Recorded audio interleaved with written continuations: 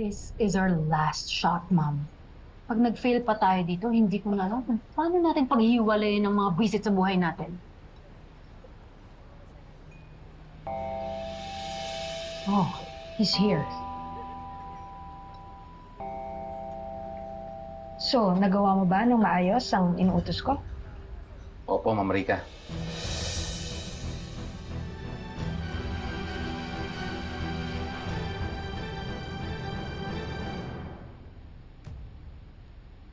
Paunang bayad pa lang yan. I will give you the rest kapag na-accomplish mo na ang pinagagawa ko sa'yo. Alam mo na ba ang sasabihin mo kay Tita May? Opo. Kinabisado ko ng script na binigay ninyo sa akin. Good. Siguraduhin mo lang na makukumbinsi mo si May sa acting mo. Eh, ma'am, paano po kung di maniwala sa akin yung babae? Kaya ito ang purpose ng props na to.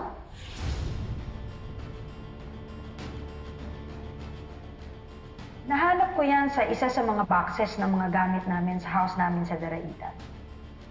Mabuti na lang, hindi ko pa naipamigay at na-dispose ang basura niya. Ipakita mo lang yan kay Tita May at sigurado mauuto mo siya.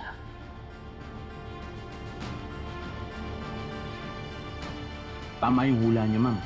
Nung ibinigay ko doon sa babae yung maliit na baol, halos mag-breakdown siya. Kaya nga po nang iyak eh. Hanggang nung makalis ako, paniwalang paniwala po siya. Napatay na yung anak niya. Konting tiis na lang, Bestie. Makukuha din natin yung kiliti ni Mang Raul na.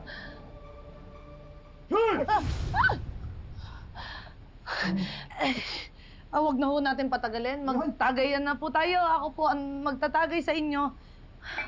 Siyempre, unang tagay para kay Mang Raul. Siya, puno. Siya't puno po tayo.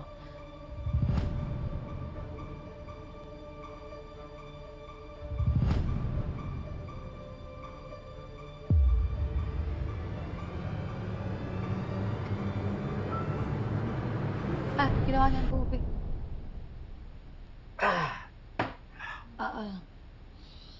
Isa pa ho? Mukhang uhaw pa po kayo, Mga Raul. Very good. Siya tayo, no?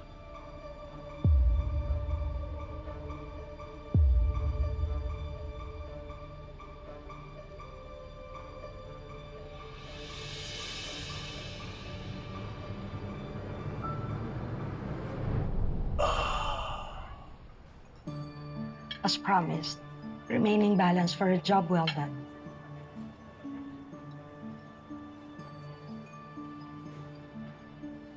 Salamat po, ma'am, ha. Sa uulitin ho. Sige po, ma'am. Tutuloy na po ako.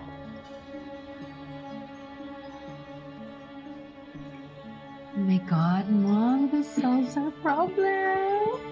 Sure naman ako na hindi nahanapin ni Tita May ang mawawala ng anak. Buti nga sa kanya. Yan ang dapat sa kanya. Utu-utu kasi at ang daling magpatawad kay Ito. Ay nako, my poor ex-stepsister. Hindi niya na malalaman na mag-ina kayo sila ni Tita May. How tragic. No. Yes. Cheers.